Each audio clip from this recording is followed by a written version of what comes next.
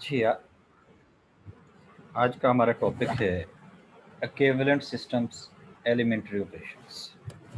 Equivalent ये होता है इक्वल नहीं है लेकिन इक्विवेलेंट है, उसकी कुछ प्रॉपर्टीज सेम है। एलिमेंट्री ऑपरेशंस हैं वो रॉ ऑपरेशन भी हो सकता है, कॉलम ऑपरेशन भी हो सकते हैं। देखते हैं। कंसीडर द सिस्टम इक्वेशन 3.2 दिया होगा पीछे कौन सा सिस्टम है उस पर 3.2 देख लो पहले कौन सा।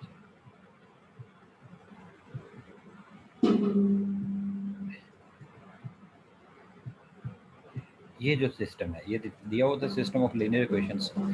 ये सिस्टम जिसमें हमारे पास n वेरिएबल्स में m इक्वेशंस हैं, n वेरिएबल्स में m इक्वेशंस हैं, इसको हमने कहा था सिस्टम ऑफ लीनियर इक्वेशंस। तो यहाँ से ही दोबारा प्रोसीड कर रहे हैं कि अगर हमारे पास कोई ये सिस्टम दिया हो तो क्या कहते हैं जी, consider the system this one of m linear equations in n unknowns. Let L be the linear equation obtained by multiplying m equations by coefficients C1 to m respectively and then adding the resulting equations. Specifically, let L be the following linear equations. तो हमारे पास इस तरह की equations आ जाएंगी। x1 के सारे coefficients किसी certain number से मल्टीप्लाई होने के बाद ऐड हो जाएंगे। सेम इसी तरह x2 के ऐड हो जाएंगे, x3 के ऐड हो जाएंगे, अप टू xn सारे ऐड हो गए और राइट साइड पे जो कांस्टेंट टर्म थी वो सारे ऐड हो गए। Then L is called linear combination of equations in system. अगर हमने इस तरह किसी नंबर से कि स्केलर नंबर से मल्टीप्लाई करने के बाद इनको ऐड किया हुआ है, जो भी नंबर ऑफ इक्वेशंस दिया था, तो उस पूरे सिस्टम को, उस लीनियर इक्वेशन के सिस्टम को हम कहेंगे linear combination of equations. One can easily show, आगे प्रॉब्लम दिया हुआ 3.4 से वो वहाँ पे देखेंगे, that any solution of system 3.2 is also solution of linear combination. हम उस सिस्टम का जो सोल्यूशन फाइंड करेंगे वो उसके लीनियर कॉम्बिनेशन का भी सोल्यूशन होगा।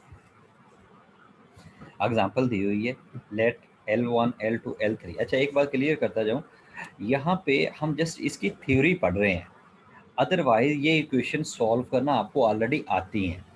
वो जो हम ऑपरेशंस करते हैं, हमने मल्टीप्लाई कर दिया, हमने डिवाइड कर दिया, हमने उन्हें ऐड अप कर दिया, उनके जो सर्टन मैथमेटिकल नेम्स हैं वो हमने डिस्कस करने हैं, और उनको अगर हम वर्डिंग देना चाहें तो वो क्या हों, वो यहाँ पे लिखी हुई है। अदरवाइज ये सारा वही है जो हमने पहले इक्वेशन सॉल्व की हुई है, सोल्यूशन फाइंड किए हुए हैं। एग्जाम्पल दिया 3.3, late L1 L2 L3 donate respectively the three equations in example 3.2।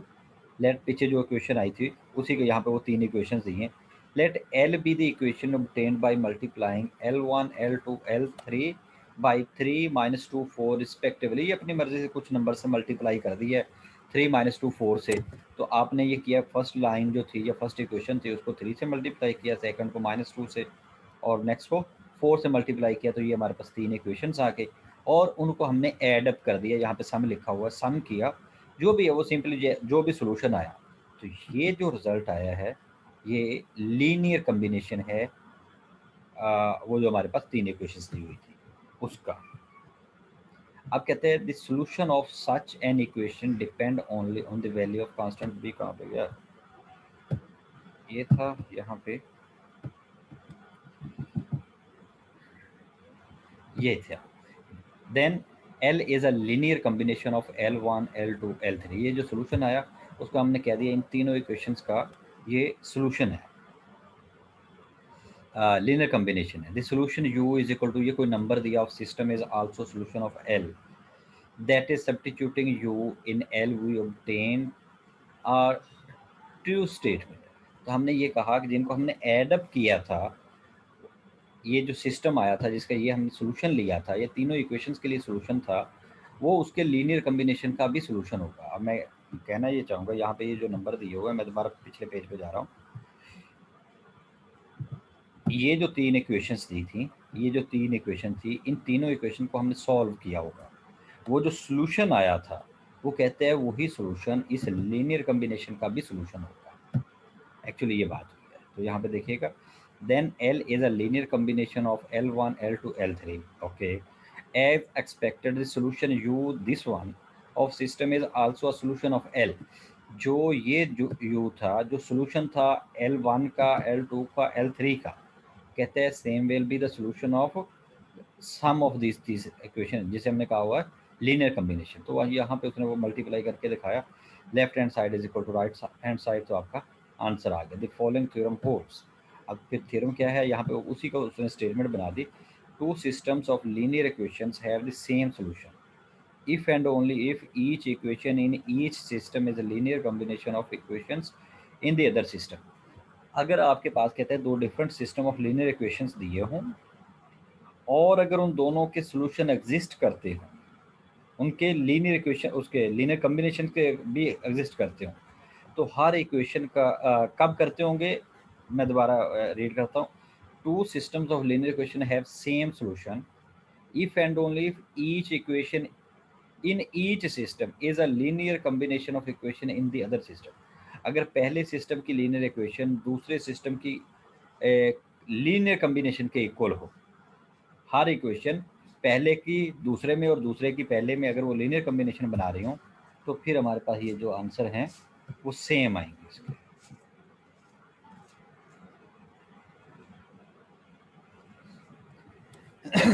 Okay जी, तो two system of linear equations are said to be equivalent, ये जो हम डेफिनेशन कर रहे थे, two system of linear equations are said to be equivalent if they have the same solutions. The next subsection shows one way to obtain equivalent systems of linear equations। तो उसके अब हम इसमें फाइंड करते हैं कि लीनियर इक्वेशंस के वो जो सिस्टम है कैसे बनते हैं। ओके जी, दो मेथड है हमारे पास सॉल्यूशन फाइंड करने के। क्या है, एक है एलिमेंट्री ऑपरेशन, उसमें रो है, एक एलिमेंट्री ऑपरेशन है जिसमें कॉलम है। तो हम दोनों को डिस्कस करते हैं। The following operations on a system of linear equations L1, L2, Lm are called linear operations. ये जो इक्वेशंस दी हुई थी, इन पे जो हम ऑपरेशन करेंगे उनको कहेंगे एलिमेंट्री ऑपरेशंस। नंबर वन क्या है, interchange two of equations, we indicate that the equation Li and Lj are interchanged by writing। अगर हम इंटरचेंज करेंगे तो ये वाला एरो, ये ध्यान में रखिएगा, अगर हमारे पास इफ एंड ओनली वाला एरो इंटरचेंज लिखा है तो हमने दोनों तरफ एरो करना है। रिप्लेस लिखा है तो आपने KLI रिप्लेस विद LI, एक एरो देंगे। Replace an equation by the sum of multiples, तो ये आपने दो का सम रिप्लेस किया है इसके साथ, तो ये लिखे जा सकते हैं। The arrow this one proceed कर रहा है in E2 E3 may be read as replaces. ये एक जो एरो हमने लिखा है इसको रिप्लेस कह सकते हैं, ये जो डबल एरो है इसको हम इंटरचेंज कहेंगे। बाकी सेम वही बात है जी। तो दिया हुआ सपोज थ्योरम है, this suppose a system of m linear equations is obtained from a system L of linear equation by finite sequence of elementary operations, then M and L have the same solutions। अगर कहते हैं एक linear equation का system दूसरे की multi equations के साथ या finite sequence of elementary operation से फाइंड किया गया हो, तो दोनों का जो सोल्यूशन आएगा वो सेम आएगा।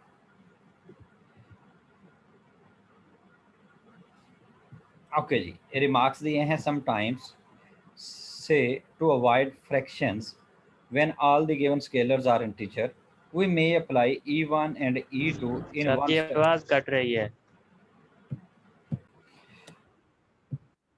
ओके जी, ये सेम फिर वही है, रिमार्क्स में वही जो बातें ऊपर लिखी थी। यहाँ पे इसने एक नाम लिखा है, Gaussian elimination our main method for finding the solution of given system of linear equations consist of using the above operations to transform a given system into an equivalent system whose solution can be easily obtained। ये फिर वही बता रहा हूँ, आप Gaussian elimination method भी जानते हैं, गास जॉर्डन मेथड भी जानते हैं, हमने एफएससी में पढ़े हुए हैं। तो यहाँ पे हम उसकी थ्योरी पढ़ रहे हैं कि थ्योरी में एक्चुअली जब वर्डिंग हम यूज़ करना चाहें तो वो क्या होगी। ये जो अभी हमने सारी बातें की, ये गाशियन एलिमिनेशन मेथड है। ओके जी, कहते हैं the detail of Gaussian elimination method are discussed in subsequent sections, आगे आ जाएगी। Small square system of linear equations,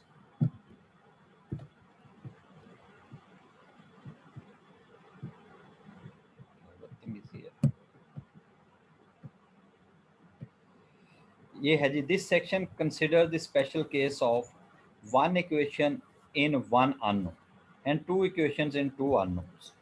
These simple systems are treated separately because their solution sets can be described geometrically and their properties motivate the general case. Check करते हैं कैसे है जी. Linear equation in one unknown. The following simple basic result is proved in 3.5. Page तो नहीं ऊपर चला गया. 3.5 में क्या था जी, प्रॉब्लम 3. अच्छा, ये आगे कहीं पे आएगा, वो बाद में देखेंगे. यहाँ पे इसी का थ्योरम दिया हुआ है, उस थ्योरम से देखिएगा. कहते हैं consider a linear equation a x is equal to b. हमारे पास एक इक्वेशन दी है. हमने ये कहा था कि एक वेरिएबल है और एक अननोन है. एक्स हमने फाइंड करना है. ये कोई भी नंबर दिया है. फॉर एग्जाम्पल हमें दिया है 2x+3.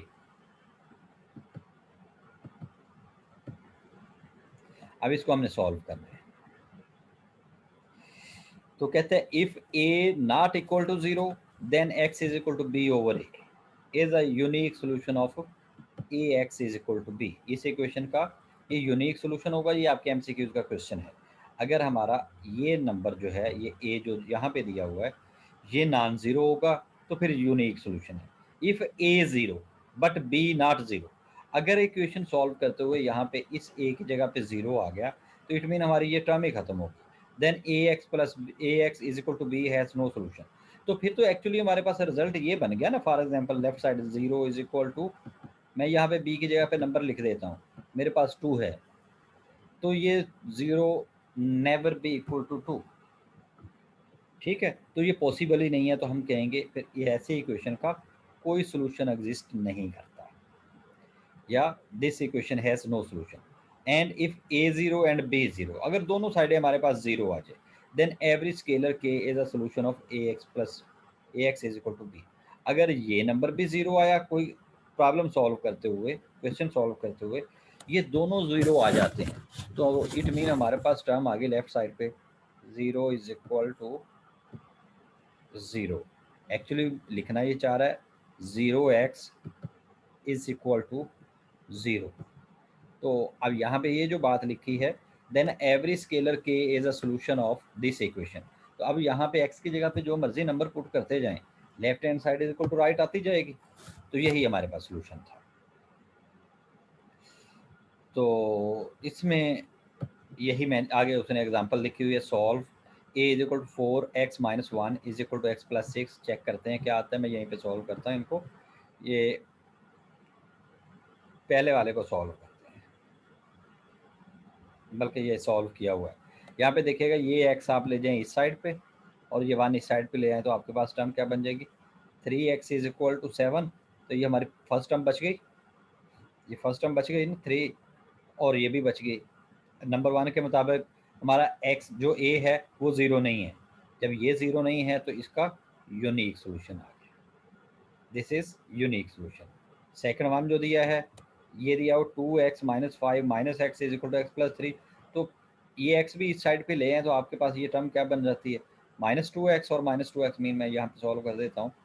ये दिया हुआ हमारे 2x -5 माइनस एक्स. मैं लेफ्ट साइड से राइट साइड से भी एक्स की साइड पे ले आता हूँ, इज इक्वल टू 3. अब आप इनको सॉल्व करते हो, ये आपके पास आ जाएगा -5. मैं यहाँ पे सॉल्व करता हूँ, -0x आ गया हमारा. ठीक है, मैं कोफिशिएंट्स की बात कर रहा हूँ. Is equal to 3. तो ये 5 फिर उधर ले जाएं तो ये आ गया 0x इज इक्वल टू 8. यही उसने सॉल्व किया हुआ है. अब देखें यहाँ पे 0 आ गया. फर्स्ट में क्या है, इफ़ ए 0 और बी नॉट 0. राइट साइड 0 नहीं है हमारी. देन क्या कहते हैं, इसका कोई सोल्यूशन नहीं है. तो यही उस पर कहा है कि सेकंड में देखिएगा कोई सोल्यूशन नहीं है. और थर्ड में दिया हुआ है, ये इक्वेशन दी है डिफरेंट. इन दोनों इक्वेशंस को आप सॉल्व करें. ये x है, ये -x है. यहाँ पे x और x सोल्यूशन में सारे x कैंसिल हो जाते हैं. ये 0, ये 4 -3, ये 1 बचता है. ये 1 सारे कैंसिल हो गए. तो हमारी लेफ्ट हैंड साइड पे आ गया 0x इज इक्वल टू 0. तो जब ये आ गया तो अब इस x को जो मर्जी वैल्यू देते जाएं वही हमारा आंसर आ जाएगा. तो यहाँ पे इन्फिनिट सोल्यूशन आ जाएंगे. इस तरह की इक्वेशन जिसके ए और बी दोनों ज़ीरो हों उसके इन्फिनिट सोल्यूशन आएंगे।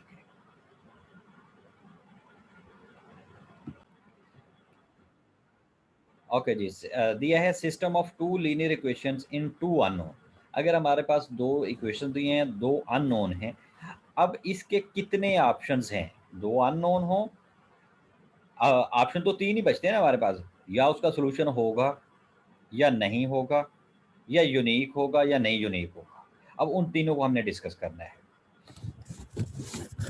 अब क्या आएगा जी, कहता है consider a system of two non degenerate linear equation in two unknowns x y which can be put in the standard form। ये आपके पास नॉन डिजेनरेट लीनियर इक्वेशंस दी हुई हैं, तो a1x plus b1y is equal to c1 और a2x plus b2y is equal to c2। अब इन variables ये coefficients जो दिए हुए हैं इनके a1 a2 b1 b2 और c1 c2, इनको देखते हुए हमने देखना है कि हमारे रिजल्ट्स किस तरह के आएंगे। इनको देखते हुए ये डिसाइड करना है कैसे रिजल्ट बनने हैं। Because the equations are non degenerate, that is non degenerate का मतलब क्या है, a1 and b1 are not both zero. हमारे पास ना तो ये दोनों पहले इक्वेशन में ये दोनों कोफिशिएंट्स ज़ीरो हैं, और ना a2 और b2 बोथ ज़ीरो। एक ज़ीरो हो सकता है लेकिन दोनों ज़ीरो नहीं है, तो इसलिए ये नॉन डिजेनरेट है। The general solution of the system 3.4 इसका belongs to one of three types. तीनों में से किसी एक किस्म में होगा, जो फिगर ये अभी फिगर दी है इनमें से किसी एक टाइप का होगा। देखिएगा क्या कहता है, ये तीन फिगर्स दिए हैं, कहते हैं इन तीन में से किसी एक टाइप का बनेगा। चेक करते हैं कौन सी ऑप्शन हो सकते हैं। If r is the field of scalars, real number अगर हमने फील्ड लिया हुआ है, then graph of each equation is a line in the plane r square and the three types may be described geometrically in picture। इस figure में देखिएगा कैसे बन सकते हैं। अब कहता है पहला ऑप्शन क्या है हमारे पास, this system has exactly one solution. किसी भी सिस्टम के वन सोल्यूशन होने के लिए क्या कंडीशन है, हमारे पास वो जो दो टर्म्स दी थी, here the two lines intersect in one point. अगर दो इक्वेशंस किसी एक पॉइंट पे इंटरसेक्ट कर जाएं तो फिर उसका यूनिक सोल्यूशन होगा। अच्छी बात समझ आ रही है? अगर दो लाइंस किसी एक पॉइंट पे इंटरसेक्ट करें, जैसे यहाँ पे ये कर रही हैं, जैसे ये आपके पास इस एक पॉइंट पे इंटरसेक्ट कर रही हैं, तो इसका एक यूनिक सोल्यूशन होगा। This occurs when the line have distinct slopes. कब होगा? जब दोनों की ये स्लोप्स जो हैं, ये स्लोप और ये स्लोप, ये डिफरेंट होगी। Equivalently when the coefficients of x and y are not proportional। जब इन दोनों के जो एक वो दिए हुए थे कोफिशिएंट्स वो प्रोपोर्शनल ना हो, तो फिर हमारे पास ये इसका यूनिक सोल्यूशन आता है। अब इसमें मैं ये कहूँगा, एक ही लाइन में या यूनिक सोल्यूशन होने के लिए हमने तीन बातें की। क्या? To lines intersect at one point, फिर यूनिक सोल्यूशन होगा, एक बात हो गई। This occurs when the lines have distinct slopes, distinct slopes but intersecting। ये नहीं है स्लोप तो अब इन दोनों की हो सकता है सेम हो, बल्कि इंटरसेक्ट कर जाएगी कहीं पे। हाँ, अगर स्लोप डिफरेंट हो, स्लोप डिफरेंट होगी तो इंटरसेक्ट कर जाएगी, कहीं ना कहीं पे वो इंटरसेक्ट कर जाएगी अगर हमारे पास वो रियल होगा। अच्छा, तीसरा क्या है? अब मैथमेटिकली क्या है, आपके पास जो दो इक्वेशंस दी थी उनके अगर कोफिशिएंट्स जो हैं वो प्रोपोर्शनल ना हो, तो फिर सोल्यूशन इसका जो है वो यूनिक होगा, हैज एग्जैक्टली वन सोल्यूशन या यूनिक सोल्यूशन। अब यहाँ पे ये क्या दिया है, मैं दोबारा उसी में वापस आ जाता हूँ। ये जो इक्वेशन दी हुई है हमारे पास, ये a1x plus b1y is equal to c1, a2x plus b2y is equal to c2। अब देखिए इसके यूनिक सोल्यूशन होने के लिए c के बारे में कोई राय नहीं है, हमने इन दोनों के वो देखने हैं, a1 over a2, b1 over b2। अगर ये नॉट इक्वल हो, इसको आप डिवाइड करें, इक्वल ना आए, तो फिर इसका सोल्यूशन जो है वो यूनिक होगा या एग्जैक्टली वन होगा। ये ज़हन में रखना है आप। अब पहली बात तो ये होगी। अब यहाँ पे देखिएगा उसने लाइन दी है x minus y is equal to -4 है, आई थिंक सो 4 है या 1 है, वट एवर। ये 3x plus 2y is equal to 12। अब ये दोनों लाइंस के आप ग्राफ बनाएं तो आपके, अच्छा मैं अगर यहाँ से ही ग्राफ बनाने की कोशिश करूँ, यहाँ पे मेरे पास ये जो फर्स्ट इक्वेशन है मैं इसको 4 कंसिडर कर लेता हूँ। तो मेरे पास ये टर्म दी हुई है y is equal to minus x, बल्कि प्लस एक्स हो जाएगा, x, ये y उस साइड पे है, ये -4। ठीक है जी। अब देखिएगा अगर मेरे पास होता सिर्फ y is equal to x, ये 4 नहीं है 1 है, ये किसका ग्राफ बनाया है इसने, ये बनाया ना, ये लाइन 2 ये लाइन 1 बनाई है, तो यहाँ पे है तो ये 1 दिया हुआ है। ओके मैं इसे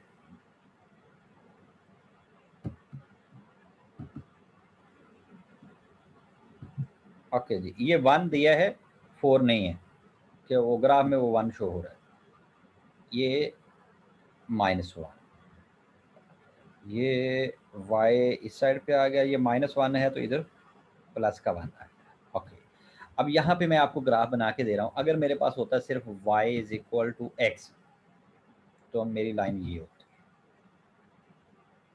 0 में से पास कर रही होती। अब मेरे पास +1 है तो ग्राफ ने लेफ्ट साइड पे जाना था, माइनस होता तो राइट साइड पे जाना था। ठीक है जी, ये हमारे पास लाइन आ गई यहाँ पे, ये मैंने फर्स्ट सेमेस्टर में आपको पढ़ाया होगा ग्राफ। अब यहाँ पे सेकंड में आ जाए 3x + 2y is equal to 12। अब इसकी जो स्लोप है वो उलट दी हुई है। उलट कैसे है, नेगेटिव स्लोप बनती है, यहाँ से बना के देता हूँ, ये आएगी y इज इक्वल टू, यहाँ से लिख रहा हूँ, ये माइनस प्लस का 6, ये आ जाएगी -3/2 x।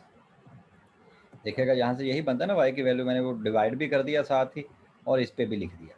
अब ये इसकी नेगेटिव स्लोप है तो नेगेटिव स्लोप इस साइड पे चली, ये पॉजिटिव स्लोप थी y is equal to x, ये इस तरह थी, और ये नेगेटिव स्लोप थी। तो नेगेटिव स्लोप कहाँ पे लेके जाना है, ये 6 पॉइंट्स दूर लेके जाना था, और -3/2 उससे वो ये क्या हम उसे कहते थे, मल्टीप्लाई करते थे, एक्सपेंशन थी या वाट एवर जो भी नाम लेते थे उस वक्त। तो ये हमारे पास दो लाइंस आ गई, इन दो लाइंस ने कहीं ना कहीं पे इंटरसेक्ट करना था, इन्होंने इस पॉइंट पे इंटरसेक्ट कर दिया। ये जो पॉइंट है देखिएगा वैल्यू क्या बनती है, ये अगर मैं ग्राफ से देखूं तो यहाँ पे ये वैल्यू है जहाँ पे हमारे x हमारा क्या आएगा और y क्या आ जाएगा, ये वैल्यूज दी हुई हैं, इसके मुताबिक देख लें। ये पॉइंट है जहाँ पे इंटरसेक्ट करेगा और यही इसका सोल्यूशन होगा। ठीक है जी। अब नेक्स्ट आ जाए, ये दो लाइनें दी हुई हैं, ये x + 3y is equal to 3, तो ये दिया 2x + 6y - 8। तो यहाँ से अगर मैं 2 कॉमन ले लूँ तो मेरे पास ये लेफ्ट साइड जो है यहाँ पे x + 3y आ जाएगा। तो इट मीन मेरी ये दोनों लाइंस पैरेलल मूव करेंगी। स्लोप इस टाइम नो डाउट उनकी डिफरेंट है, लेकिन इक्वेशन सेम हो जाएगी, राइट साइड डिफरेंट है, तो हमारे पास ये दोनों लाइंस इस तरह पैरेलल मूव करेंगी, ये इंटरसेक्ट नहीं करेंगी।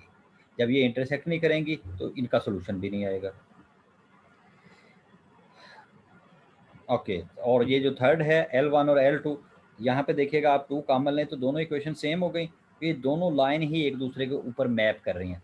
अगर ये दोनों एक दूसरे के ऊपर हैं तो इसका तो सोल्यूशन यहाँ भी होगा, यहाँ भी होगा, यहाँ भी होगा, हर पॉइंट पे सोल्यूशन होगा। जब हर पॉइंट पे सोल्यूशन होगा तो हम कहेंगे ये दोनों इक्वेशन के इन्फिनिट सोल्यूशन है। तो अब यहाँ पे क्या है, अगर ये एक पॉइंट पे इंटरसेक्ट कर रही है तो हैज़ एग्जैक्टली वन सोल्यूशन। अगर ये दोनों पैरेलल हैं, मीन पैरेलल में ये लेफ्ट साइड जो है, ये राइट साइड जो है ये डिफरेंट है, राइट साइड की रेशो सेम है, या आगे लिखा होगा अगर रेशो सेम है लेकिन ये C1 और C2 इक्वल नहीं है तो फिर हमारे पास ये पैरेलल होंगी। अगर ये पैरेलल हैं तो इसका कोई सोल्यूशन नहीं है, ये कहीं पे मैप ही नहीं होगी। अगर ये दोनों इक्वेशन सेम है, मीन A1 और ये आ गया ना हमारे पास एक्चुअली, तो A1/A2, B1/B2 और C1/C2 ये तीनों इक्वल हैं, तो फिर इट मीन हमारी लाइन ही एक बन रही है। अगर एक लाइन बन रही है तो फिर उसके इन्फिनिट सॉल्यूशंस होंगे। ठीक है जी। आगे देखिएगा, ये उसने लिखे होंगे सारे वर्ड्स, वर्ड में बोल देते हैं। ये उसने दिया हुआ था, this system has no solution, कब सोल्यूशन नहीं होगा? अगर राइट साइड इक्वल ना हो, फर्स्ट टू इक्वल हैं, जो दूसरी इक्वेशन थी हमारी, अगर फर्स्ट टू इक्वल हैं x1 और x2, x1 और x1 x2 का कोफिशिएंट, y1 y2 का कोफिशिएंट इक्वल हो, लेकिन राइट साइड इक्वल ना हो, तो फिर नो सोल्यूशन। अगर राइट साइड भी इक्वल हो, जैसे वो बन गया, वो हमारी सेम इक्वेशन बन गई, तो रेशो सेम आ जाएगी, तो हम कहेंगे इस इक्वेशन के इन्फिनिट सॉल्यूशंस हैं। This system has infinite number of solutions.